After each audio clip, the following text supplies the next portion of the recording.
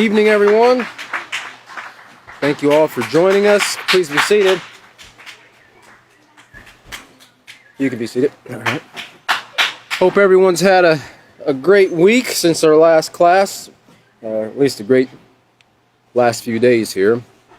We are going to be continuing in the Peaceful Solution, our Peaceful Solution Character Education Teacher Certification, Training Certification course. And we are, of course, in the Self-Control Unit, Unit number 3.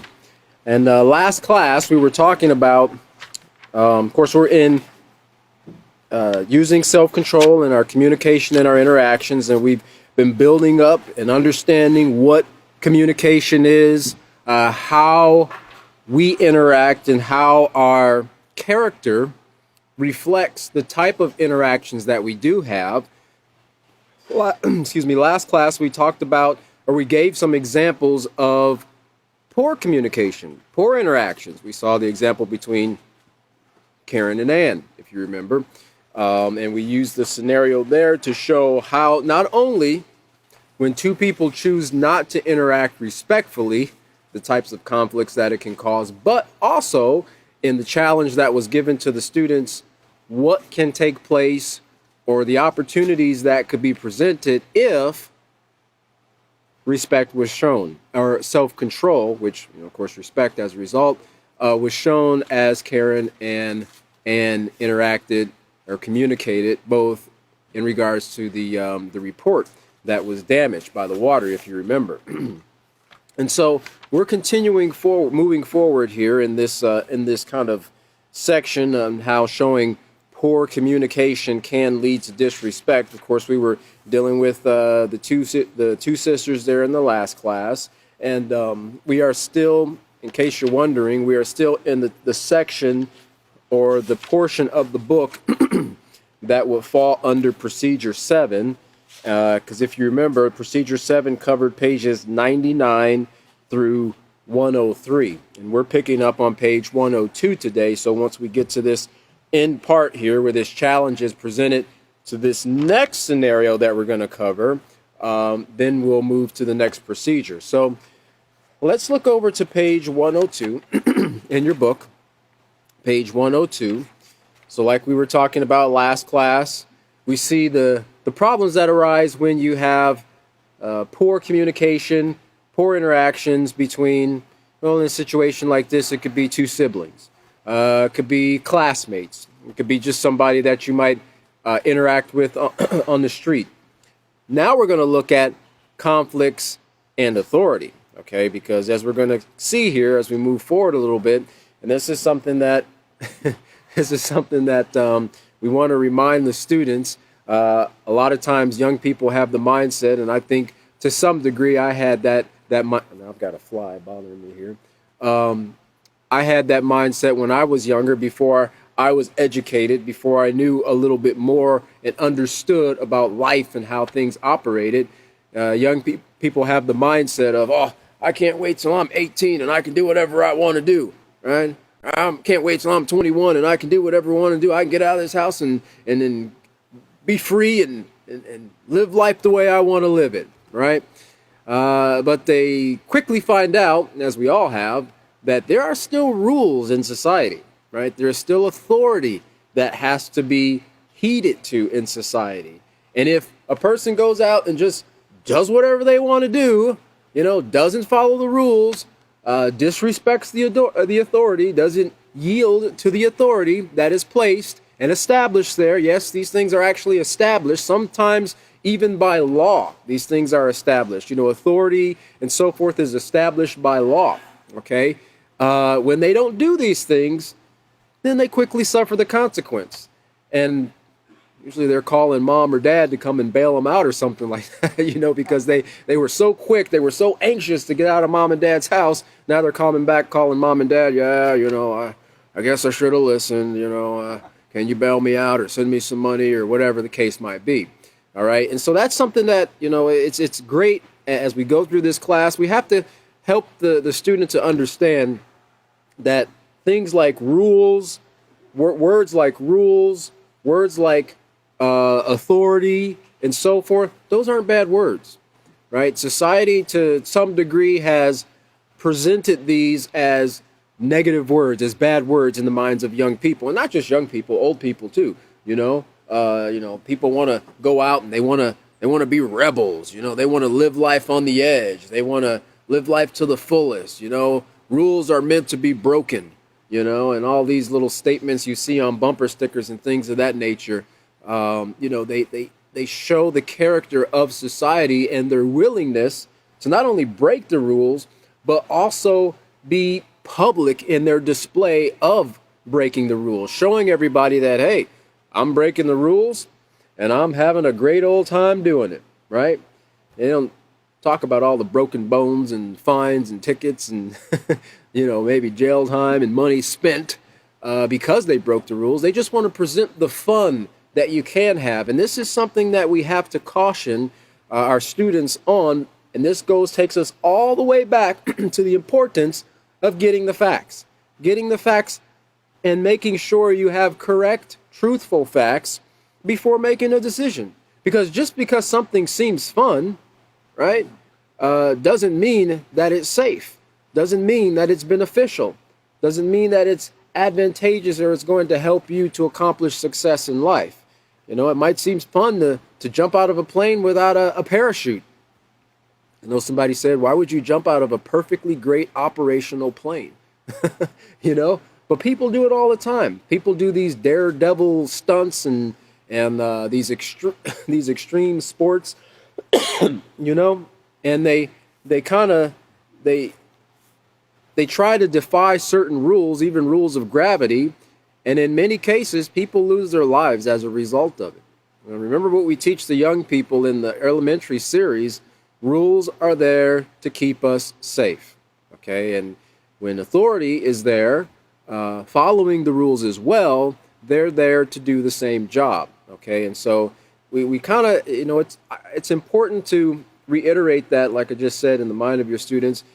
Try to get that out of their mind. You kind of have to reprogram that in their mind, because when people hear rules, they hear authority. Can we just go someplace where we could do our own thing, right? Can we just walk blindly through this mountainous region and not have to worry about falling off the cliff all the time, right? Yeah, you can if you keep the rules. And that's what the rules do. They keep you from falling off the cliff and hurting yourself, okay? So let's look at page 102, metaphorically speaking, in that cliff scenario there. And we're talking about conflict and authority. And it reads here, we are all born with a desire to be independent. That's in our genetics. Remember how we talked about character and what makes up your character in the character unit, that first chapter of the character unit. Part of it is your genetics, okay? And personality also comes out of that as well. But it's typical, right? It's kind of normal for people when they get to a certain age, they start to want to do things on their own, right? They want to become independent. They want to kind of get out and explore. It's like the toddlers when they get to the point where they can crawl, then they're crawling all over the place, right? They're exploring new things because for a few months there, first 8, 9, 10 months, depending on, not that long, but I'm thinking about walking. But for the first few months, for the most part, they had to depend on someone to carry them around. If they wanted to get out of the crib, mom or dad or someone had to pick them up out of their crib and take them to someplace else. If they were hungry, they couldn't just get up and go to the refrigerator and get something out of there to eat, right? They depended on someone to take care of them. And this is common with all of us, right? Whether we had a mom or dad in the situation, or we had guardians or whatever the case might be, someone had to take care of us to get us to this point. Nobody can say from birth, I did it all on my own, right? I delivered myself, I brought myself up, and nobody can claim that I know of. I haven't encountered anybody who has. Anybody out there have? Okay, right? Even in the animal kingdom, you see that if a mother is taken away from the newborn babies very early in life, those babies typically die, right? Because they need the mother they depend on the mother to take care of them, to nourish them, to protect them from the dangers that are in the world and so forth. And, you can look at rules in the same way, right? That foundation is being laid from your parents at a very young age in nourishing and protecting and guiding you and teaching you to understand society and how it works and how to abide within the rules, so that when you are older and you do become independent, you can function in a safe manner. You can function in a respectable manner, in a way that doesn't bring harm to yourself or other people. But this is a desire, right? And some of these things are just inert, right? They just, switch turns on at a certain point of time in the life, and the child, all of a sudden, they want to start doing things. They want to start exploring, or they want to start striking out on their own, or whatever the case might be. Some of these things might be deliberate, right? Coming from the person. They see and they maybe possibly read about something, and so they start setting goals, right? Start setting goals for themselves in regards to achieving this independence. So this is evident in people of all ages, this desire to be independent. From the toddler who wants to pick out her own clothes, to the teenager who thinks his curfew is too early, to the adult who thinks he can run the company better than his boss, right? And we've seen these things before, coming from all facets of society. But people want to make decisions on their own and do things their way. Let's see here. This, I've probably read this before, but I'll go back ahead and read it again here. This word, and it's interesting, this word independent. Well, let me read the definition here first. And there's several meanings of it, the word independent, but it is part of it is not subject to control by others. Now, that doesn't mean that altogether there's, no one around that controls or governs life, because there's many aspects in which indirectly people have put guidelines and rules and statutes and ordinances and so forth within a city, laws to govern the citizens of that city. Now, there might not be somebody knocking on your door and saying, hey, this is what you can and what you can't do, but those rules are there and they govern what you can and what you can't do. Another part of this definition of independent is self-governing. Self-governing. Now, this self-governing ties into everything that's written in this book in regards to self-control. Self-governing, and the ability to govern, simply put, your thoughts, your feelings, and your actions, okay? Not looking to others for one's opinion or for guidance in conduct, not requiring or relying on others as for care or livelihood. This is kind of, the point where a person gets to when they kind of transition from one stage of life to another. They leave the nest, so to speak, or in some cases they have to be kicked out of the nest because they're still living with mom and dad, perfectly capable of becoming independent and working, but they find that it's easier to just mooch off of mom and dad, nachos and Tang, that's the way of life. Tang, never mind. One of the responsibilities of those in authority, I put that in the wrong spot, I'm sorry. Not requiring or relying on others as for care or livelihood. So that's a part of that definition of independent, okay? And just keep that in mind in regards to self-governing, because this covers this ties into what we're talking about today, really in this whole book of self-control. All right, so let me go back to the book here on page 102. It says, people want to make decisions on their own and do things, notice in quotations there, their way. Do things their way. Now, conflicts can occur when somebody is being instructed by an authority to do things in a particular way, but they want to do it their way instead. So, Generally speaking, is there anything wrong with doing things your way? No. As long as it doesn't conflict with the instructions or the guidance of the authority. Okay?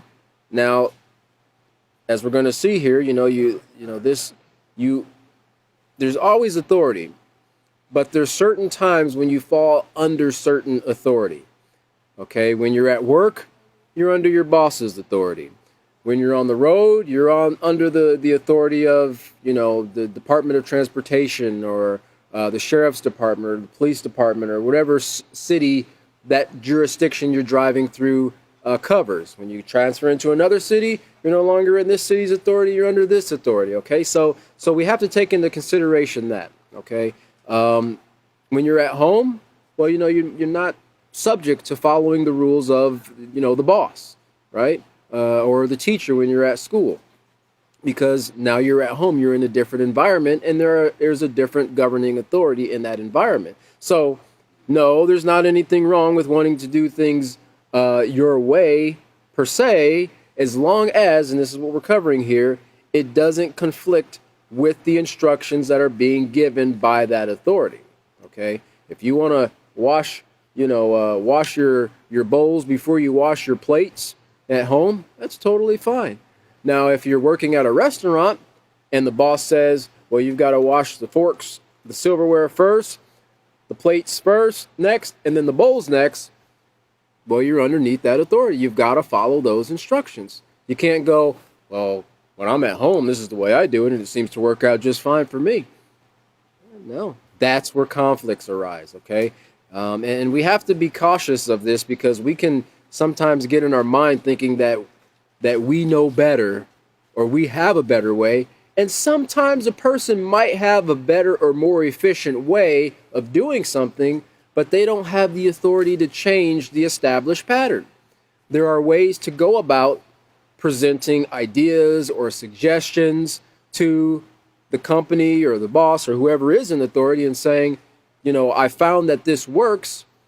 Is there a way that we can implement it? Or can we try this? Or can I try it to see if my productivity goes up and so forth, right? Go back into what we covered last class. Simply asking can reduce a lot of conflicts.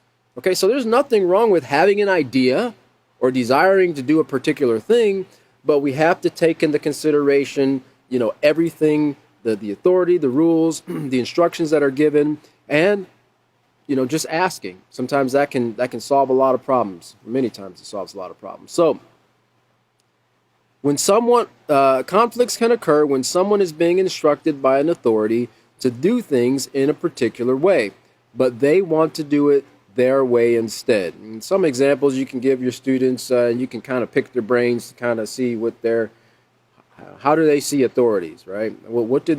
Who do they determine or who is in their mind an authority? And of course we have parents, teachers, maybe the principal or guidance counselor at school, a coach. These are common names you're going to hear at in the school environment. The bus driver is the authority. Now the bus driver is not the authority when you're sitting in the classroom, right? But the bus driver is the authority when you're on the bus. Why? Because remember what authority means. Someone who is responsible for and in charge of you. Right? They're responsible for your safety, your well-being, your health, and so forth. And when you're on a bus, how many have had the opportunity to ride a bus to school, growing up? Okay, I rode the bus when I was growing up in Cleveland, right about the time I was entering 4th grade, I believe it was. The Cleveland public school systems were incorporating desegregation in the school. It was actually still taking place in the early 80s. And part of the way they did that was they bused the students on the east side of Cleveland to the west side, and the students on the west side of Cleveland to the east side. So, we got bus rides every day to go back and forth to school. And I remember instances on the school. Now, there were rules. Right? There were rules that were set in place for riding the bus. And you can imagine, driving a bus that carries 40 or 50 people, there has to be rules established. And if anybody's ever worked around children, that they can get pretty rambunctious at times. Okay, and so rules are established on the bus. You know, stay in your seat. One of the things that was said was back to the green. That was one of the things that our bus driver made up, you know, that in other words, your back has to be to the seat. No turning around, no being on your knees, looking over the seat at the person behind you.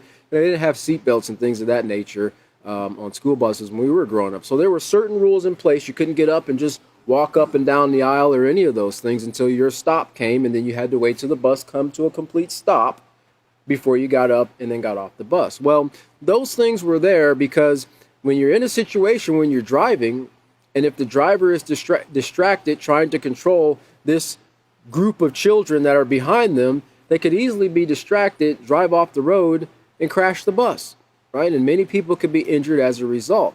So those things are set in place, and so when you're on the bus, yeah, you have to follow the authority of the school bus driver, right? You can't say, oh, you're not the boss of me. Yeah, they are the boss of you for that 15 or 20 or 30 minutes because they're responsible for you. And that's why it's important for them to understand what an authority is. The sooner they can break down that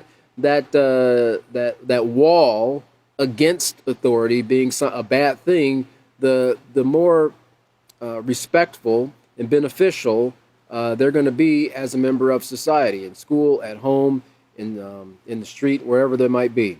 So let's look at the next paragraph there. It says, as you mature, you will have more opportunities to be independent and make choices on your own. However, it is a cold, hard fact that despite how old you are, there will always be authority figures in your life to guide and direct you. You think about it. When the person leaves school, can't wait to get out of school. I'm going to go to school. I'm going to college. I'm going to be an astrophysicist, you know, or an astronaut or whatever the case might be, or whatever a person might want to be. Well, they leave school. What are they going to have to do to accomplish that? They're going to have to go back to school again. Okay? I'm going to be self-taught.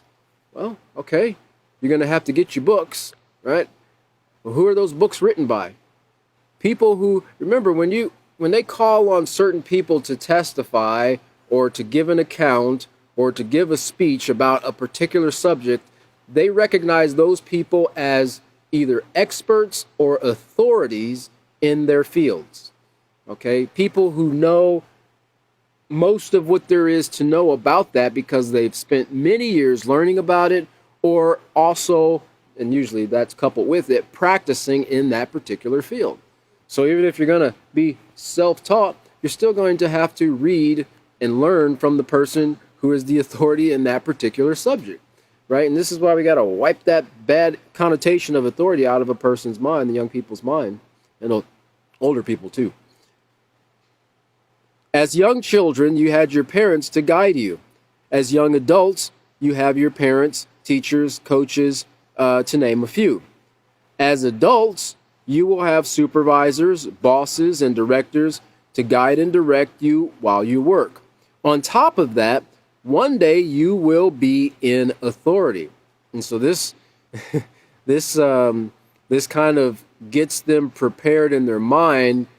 And hopefully, you know, as teachers, we can remember we talked about compassion and we talked about empathy and so forth, and putting yourself in other people's shoes. And I remember the saying I've heard many times growing up, you know, I hope your children, not necessarily to me, but, you know, I hope your children treat you like you treated me, right? You know, because a lot of times y'all young people, they're pretty disrespectful to their parents. They gave their parents a hard time growing up, you know, and the parents were like, well, you know, I hope you get to experience what I experienced so you can see how difficult it is to raise a child that doesn't want to follow the rules, okay? But a person will one day be in a position of authority. They're going to have children, possibly have children, whether it's in their job. You know, they might not even have a position of a supervisor or a boss or a president or CEO of their job, but they could be in the job and somebody else comes to work and they're asked to train that person. Well, you've been granted authority by your boss to train this person in how to carry out their job. Okay? Now, notice here it says you will want the respect of those who you are And see, this even ties into the definition of authority. Part of that, who you're responsible, someone you're responsible for, or someone who is responsible for others. You will want the respect of those you are responsible for. Let's face it, authority is a fact of life and a very great thing. Not a bad thing, a great thing. And remember, we talked about getting the facts. The more and the sooner they can get and understand and accept these facts, the easier it will be for them to traverse through life, the difficulties, the ups and downs, and so forth, and accept and recognize that, yes, there are certain people who have authority. And even if I don't like that person, or like how that person's interacting with me, if they're the authority and they're guiding me in an instruction, and that instruction is not causing me to break the rules, to do something immoral, I need to follow those rules. Okay? Why? Because in doing so, you're respecting the authority of that person has in guiding and being responsible for you. People can change.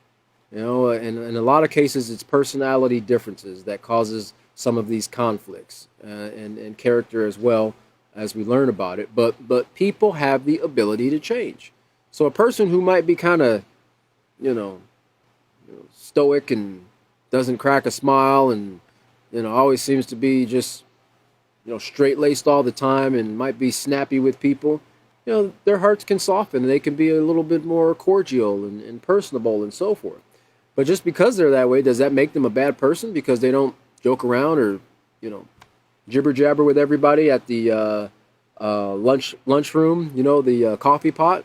That doesn't make them a bad person. That's just understanding that there are different personalities. And this is why we have to keep all these things in mind, because they all tie together, right? You can't just look at a person who's an authority and say, well, I don't like the way that guy looks. I don't like the way that guy talks to me. I don't like his voice. He's always, just, this is what you need to do, right? He never says, hey, how you doing? You mind doing this for me? Does he have to say that in order for you to follow his instructions? No. And remember, not everybody right now is being taught the peaceful solution. Not everybody is learning these character traits. Not everybody's learning the difference or the way to communicate and interact, practicing self-control and respect and so forth.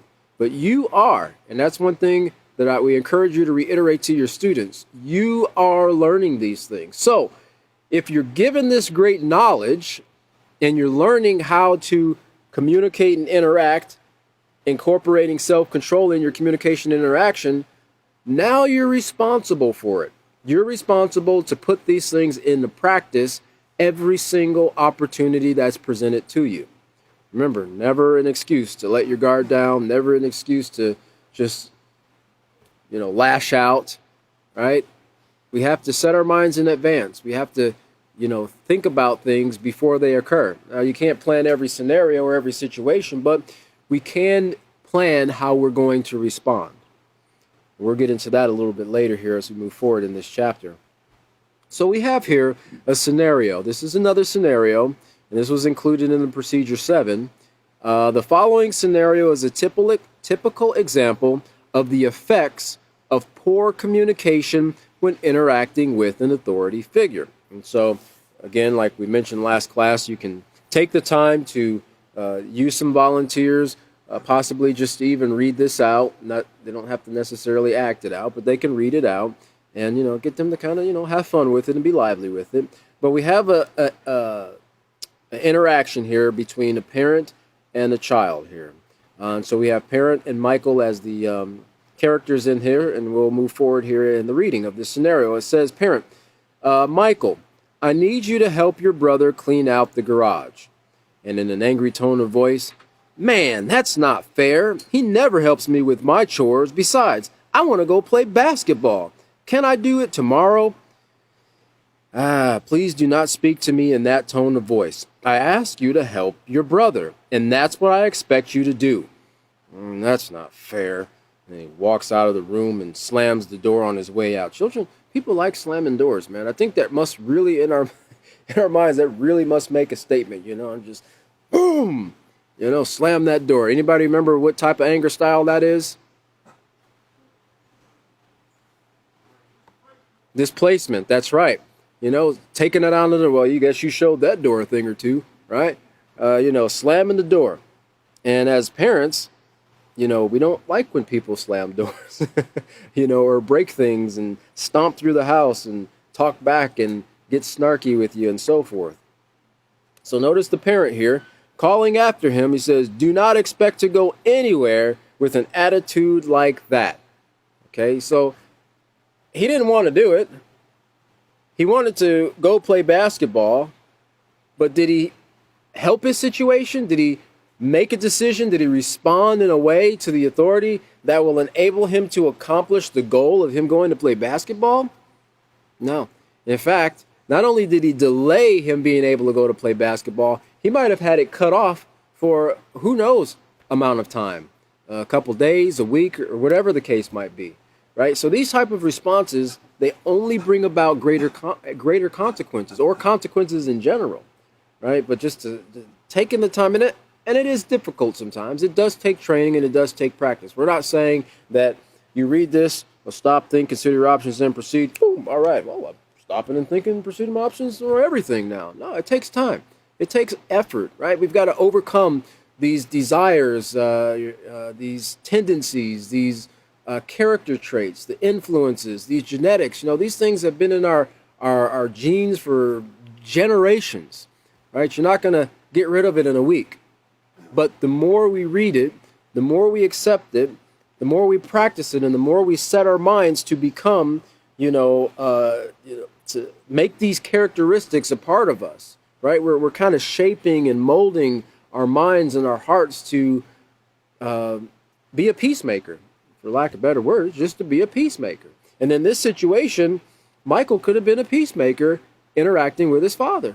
He could have been a peacemaker interacting with his brother. I'm sure his brother would appreciate the help in cleaning out the garage, right? But he chose a different route, a different response. Notice the little saying in the bottom here. It says, obeying those in authority is a sign of moral strength. Moral strength. A little bit opposite to what you hear in society today. It's a sign of moral strength to obey those in authority. Nowadays, you hear when you disrespect authority, oh man, he's brave. You see how he stood up to the man? See how he stood up to the teacher? He stood up to mom or dad, right? Man, he's a brave one. He's got my vote. Is that what we want? People who reject authority? People who don't follow the rules? Could you imagine if that type of person was in a position of leadership over a nation, someone who absolutely disregarded the rules? I have a sneaking suspicion that nation would not last for a very long time. Or at the very least, they would not have many allies, okay? Because when you have a lack of respect for authority, you have a lack of respect for following the rules, you have a lack of self-control, who would want to ally or associate themselves with you? Right? Because you're kind of a ticking time bomb. You're a loose cannon, so to speak, right? And people won't want to associate with a person or a nation who has that reputation. But notice, I like what the father said there. Do not expect to go anywhere with an attitude like that. Remember, our attitude is the way we think and feel about something, okay? And, I like to ask the question or present the question when dealing with people, what's with the attitude? I don't have an attitude. Yeah, you've got an attitude. You're thinking and feeling a certain way, and it's reflecting on your face. I guess I should have said, what's with the negative attitude? Okay? Because it's like thinking. Well, you can't separate attitude from thinking because attitude is the way you think and feel. So you're always thinking, as we learned in the previous lessons, in and out of our mind. Thoughts are going constantly in and out of our minds. And those thoughts, they bring about certain attitudes. And if a parent or a teacher says something to you that you don't like and you don't have control over your thoughts and your feelings, that's going to be reflective in your attitude. So a person who can control their thoughts, can control their feelings, their emotions, and can control how they respond, this is a sign of moral strength because they're going to respond to their friends who might be trying to peer pressure them into doing something wrong, dangerous, breaking the rules, or even an authority who's telling them that they need to do a chore, clean a room, clean the garage, mow the lawn, whatever it might be. And this is a sign of moral strength. All right, so let's look over to page 103 here, under let's take a closer look. So we have this scenario here, the introduction of conflicts and authority, and showing how important authority is. In fact, it's a very great thing. And then the scenario and showing where that respect or self-control was not displayed in interacting with authority. So now we're going to take a closer look, because we have the same challenge presented here that we did with Karen and Ann. So underneath there it says, underneath closer look, without self-control, conflicts between an authority figure and those who they are responsible for can result in disrespect, misunderstandings, and arguments. You might even find yourself in deep trouble if you ignore the moral guidance you are being given. Right? Ignore. Now notice what it says here, and reiterate this to your students, because this is something that we vehemently express in the Peaceful Solution. We talked about this all the way in chapter 2 of the character unit in regards to the effects of character within the family. When a person's in authority and they're asking you to do something that does not break the rules, that does not bring harm to yourself or others, in other words, it falls into this guidelines of what we just mentioned here, this category of moral guidance, and that's there for a reason, right? Don't just skip over that as a teacher when you're reading this to your students. Moral guidance, morals pertain to the rules. So they're not going to guide you into doing something that will be immoral or harmful to yourself or others, because there are situations where parents or those who are in authority will try to manipulate, coerce a person, a child, into doing something that's immoral, using that authority to get them to follow that instruction. So this is where putting this information, these facts into the student's mind will help them to be able to easily be able to distinguish between if somebody's asking them something, asking them to do something that's keeping the rules, or asking them to do something that's breaking the rules, whether they should obey it or not. Okay? Although you might not agree with their instructions, the moral guidance that they're giving the person, you have the obligation to respect authority and use self-control to communicate your opinions appropriately. All right? The obligation, notice here, to respect authority and use self-control to communicate your opinions appropriately. Now, that doesn't mean right there at that very moment that you have to open your mouth and communicate your opinions to the parent, right? It's time for, help your brother clean out the garage. Well, Michael immediately communicated his opinion. His father wasn't asking for his opinion on cleaning the garage, what he thought about the matter, right? He asked them to help his brother clean the garage. Now, he wasn't asking him, help your brother to, set off fireworks in the garage, or help your brother to, napalm the neighbor's house, right? He wasn't asking him to do something that would bring harm to himself or bring destruction to property or possessions. He was simply asking them to help him clean, organize, and so forth. You must also be humble. Notice this word here, humble. A person who is humble is someone who is willing to accept instruction, willing to accept correction, willing to be guided. And remember, like we covered, a humble person does not always have the mindset that they have to be correct all the time, right? Because there could be a situation, as it was brought out by the previous teachers, where two people could have two different ideas, and both of those ideas are correct. Both of those ideas will work in that scenario. But there also has to be a compromise in getting things done, as long as it doesn't go outside of the moral standards or the moral principles that both parties should be following. You also must be humble and obey the instructions that you are Obey the instructions that you are given, even when you have a different opinion and would rather do something else. And I think every single one of us as teachers could easily relate to wanting to do something else other than what's instructed. Okay? Because let's just face it. I mean, all of us have work to do. I have a business that I run. There are aspects of my business that I like less. Okay? I don't really like doing certain things, but I have to do those things in order for the job to be done appropriately, to be done correctly, to give the customer the finished product that they are, paying me for. I can't go in and say, well, I don't really like doing that. I mean, I said that in the contract that I was going to do that, but I mean, I don't like doing it.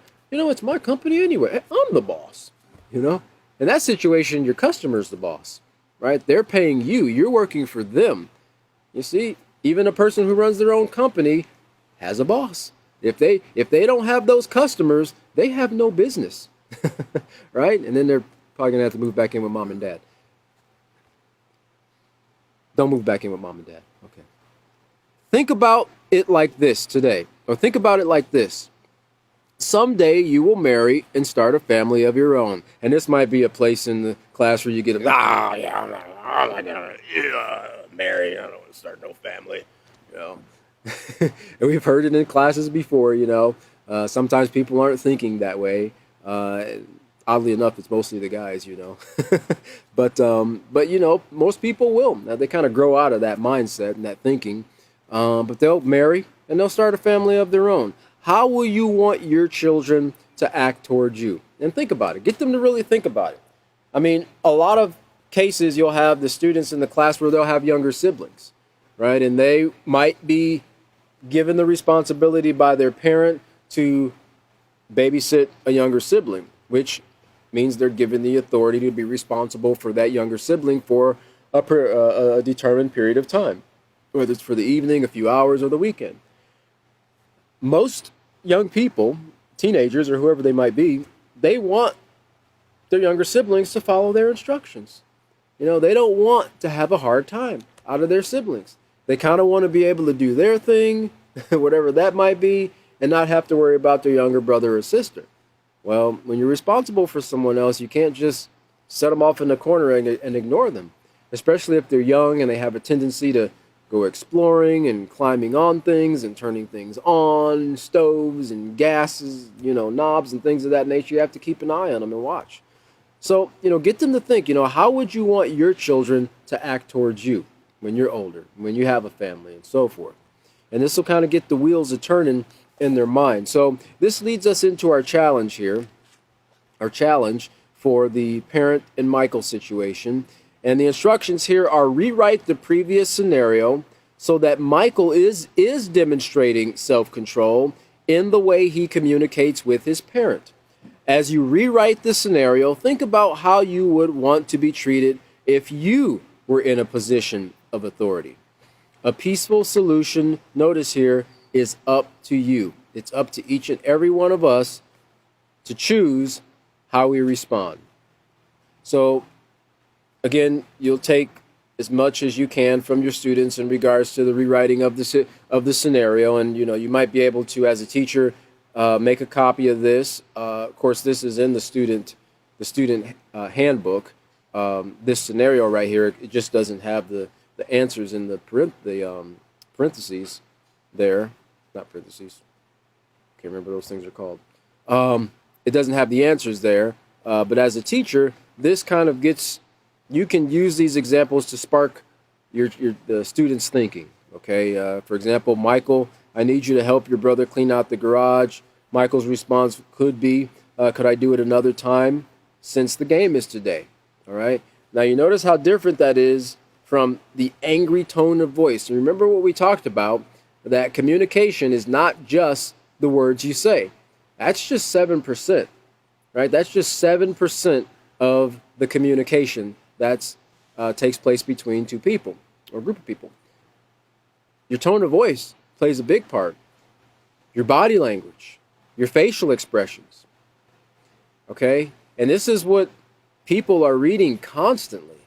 Whether a person realizes it or not, whether a person is trained in reading facial expressions or body language, to some degree, we kind of have an innate ability to see when someone's upset, right? When they're angry, when they're joyful, when they're willing, when they feel like they're being forced, right? We can see that in their body language, right? You can see that in a child's body language when you ask them to go and do their chores and they don't go skipping off, they shoulders go down and they start dragging their feet to the room and they're swaying like they have to drag themselves all the way to their bedroom, right?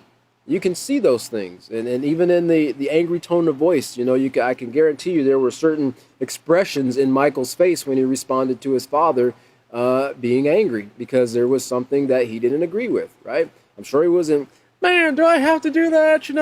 I really want to go play basketball. I'm really angry now, Dad. No, I don't think so. Try to be angry and smile at the same time. Your brain just does not work, with your brain. Yeah, you can force yourself to do it, but there's a whole, we're not going to get into it, but there's a whole series of processes in your brain and in your subconscious mind and in your heart and so forth that when certain things are done physically, it's a trigger for certain emotions, okay? And this is what they tell people when they're doing telemarketing, which I know everybody loves, right? When you're on the phone, smile. Because that reflects in your voice, that reflects in your tone of voice and so forth. So here is another thing that the parent would say here. I can tell you really want to go to the game, but I need this done now. If you and your brother work together, it won't take that long. So you can see here, compared to the scenario that we read on page 102, there is not an escalation of a conflict, like we talked about with Karen and Ann in the first scenario that we had with them. There's a nice, calm, respectful, even tone of communication between Michael and his parent. And then Michael said, yeah, that's true. I didn't think of it that way. Okay, Dad, I'll get right to it. Okay, sometimes it just takes a little bit of time to kind of sit and reason things out. Sometimes we think we have to do something immediately, right? I think we've all had situations where we've thought, man, if I don't get this right now, if I don't get this thing right now, there'll never be another one like it. Or there'll never be another opportunity to accomplish this particular thing. Only to find out there's probably like several hundred that came up later on in life. But in our minds, we think if this doesn't take place right now, it's over. It's totally over for me. And this is the way a lot of young people think because they have such a short-term way of thinking. Right? They don't think long term like, man, really I can play basketball anytime, right? I mean, I have an opportunity to help my brother. Yeah, maybe we can talk about some things we like. Possibly after we're done, I can take him along with me too. Whatever the case might be, right? I might find some old things I forgot I had in the garage, right? Some old pictures of Dad when he used to have his, funny hairdo and his fly-wing collar, There might be all types of, it's all about mindset. Right? If a person has a negative mindset going into things, nothing's joyous to them. Nothing's pleasing to them. But if a person has a positive, optimistic mindset, they could be asked to do a various number of things, right? Scooping up mud and sloppy, dirty mud and putting it in on the back of a truck or something like that, right? They hate getting dirty, but at least I'm helping to clean up the environment. At least I'm helping to clean up this area here. This is clogging the waterways or clogging the storm drain or something like that. I'm glad to be a part of restoring proper flow. Or you can think anything, right? We have the ability to control our thoughts and as a result, our emotions and attitude about how we go about things. And lastly here, you see the response from the parent. Great. As soon as you're done, I'll drive you to the game. You see? So he elicited a reward, even though he didn't ask his father to drive him, he elicited a reward through his self-control, his exercising of self-control, and his display of respect toward the authority. And that's what we're trying to see. So this is a very simple scenario that is given to the students there, but this will get them to thinking. Because I guarantee you there's many situations that will arise, have arisen, or they might even be currently in at home where this very thing will take place. And hopefully they'll look at it and think a little bit differently about them and how they could respond and go about it in a more peaceful way. So let's look back to I want to go back to let's look back to lesson plan 4, page E, because we just completed what lesson plan procedure 7 left off there. And even though these pages here are not necessarily covered in procedure 8, we still want to go back and get our minds attuned to what we're going to, what direction we're going to be moving as we leave from procedure 7. So procedure 8 there on lesson plan 4, page E says, explain to students that until everyone learns to communicate with consideration, they are likely to encounter people who are out of control. And you're going to hear something pretty similar to that in the next unit on respect. Tell students that any situation where someone is out of control is a potential crisis. It's a potential crisis, a situation where there is no solution, right? Have students read the section entitled How to Respond When Others Lose Their Self-Control, and putting it all together, and that's found on pages 106 and 108, which we won't get that far today. But let's go back to page 104, and we can look at this this warning, because that, even though that page number isn't included in that procedure, but this is a part of what's in that procedure in regards to not everyone is learning to practice self-control here. And look underneath there, it says, warning, warning, warning. Keep in mind that not everyone has been taught the peaceful solution or knows how to treat others respectfully. And that's true. The statement goes, well, you ought to know better. Sure. A person ought to know better if they've been taught. If they've been taught, then yes, they ought to know better, right? It's just up to them at that point as to whether they want to practice what's better or ignore it. There will be those in authority who will take advantage of their positions. And we talked a little bit about that earlier. They might verbally, emotionally, and physically abuse others, sometimes trying to force them to engage in immoral acts. Read the following articles about one authority figure who abused his position and put a child's life at risk. And this was entitled Texas Boy Nearly Beaten to Death by Pastor here. And this is from Austin, Texas. Reuters says the Texas police on Tuesday sought a Baptist pastor and his twin brother on charges they used a tree branch to beat an 11-year-old boy nearly to death for misbehaving in Bible class. Investigators sought Joshua Thompson, 23, and his twin brother Caleb Thompson for the July 3rd incident, which left Luis Guerrero in intensive care for 4 days after broken blood vessels caused his kidneys to fail. Court records say both men are charged with a single count of felony to a child, according to an affidavit filed on Monday.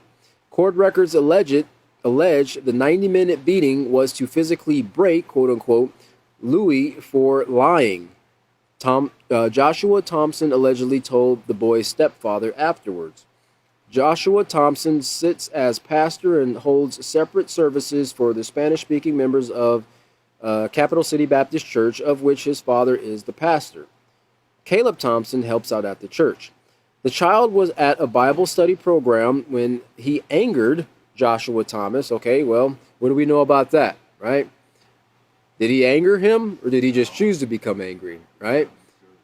But of course, he wasn't taught these things, because this is what we're covering right here, people who haven't been taught the peaceful solution. Let's see here. Thompson so much that he was removed from the class. Joshua and his brother allegedly took Louis and Caleb to Caleb's office, Caleb Thomas's house, for the beating, where they turned up the radio to cover the child's cries, police said. The two men then took Louis back to his home, where they met his mother and stepfather, and said they had a big problem. Joshua Thompson told the boy's stepfather that he should beat Louis for 2 more hours to fix it. Do it, Thompson said 3 times, according to court papers. Thompson said that he would not allow Louis back to the church, so his bad example could not affect other children. After the Thompsons left, Louis's mother and stepfather discovered bruises and cuts covering the child's entire back, with bruises on his head, neck, backside, and legs. He said, "They hit me," Guerrero told his mother, according to the affidavit. He told his mother that Caleb Thompson held him face down on a bed while Joshua flogged him with a stick for about an hour and a half, court records say. The boy was allowed to take a break in the restroom during the beating, records say. Gerald Finley, a lawyer for Joshua Thompson, did not immediately return a call seeking comment. Louis Guerrero's family plans to file a civil suit against the Thompsons as well. And so we see here in that example, and there's many things that should be going through our minds as educators in the peaceful solution, but we see primarily in what we're covering here an example of a couple of men who were in a position of authority who misused that position and abused a child as a result, okay?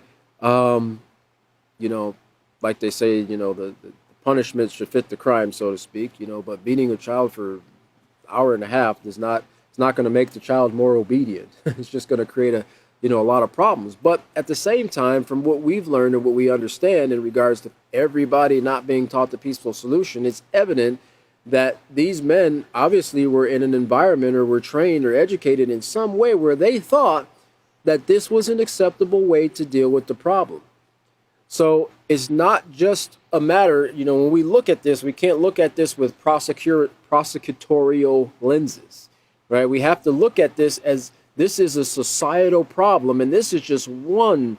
It's a very sad thing that this occurred to this young man, but this is just one little piece, of this big pie of a lack of character education being taught. And it's not just starting with Louis there, okay, because he probably was being, young people are like that, disrespectful in the class, but also these Thompson brothers and probably their parents and their grandparents and their great-grandparents, many, many, many generations back, who probably practiced this form of discipline, and it was passed down, and they thought that was the acceptable way to deal with problems. So as educators, we have to keep these things in mind and not really just point a finger, but say, this is where a breakdown in character education, this is what it causes, this is what it leads to, right? Because these men, they're a result. They are a result of not being taught moral principles at a young age, okay? Not the cause, they're a result of it. So these are things that we want to keep in mind, and we'll kind of leave off here as we finish up class in understanding not everybody's taught, right? But once they are, then they are responsible for what they have been taught in regards to these moral principles, practicing self-control, respecting authority, and of course, themselves and others. So we're going to stop on page 104 and pick up on page 105 with next class, who is going to be David. He's going to be the teacher for next class, and that is going to be Wednesday, 5/25, 5:30 Central Standard Time. Again, thank you for joining us, and we look forward to seeing you at next class. Have a wonderful evening.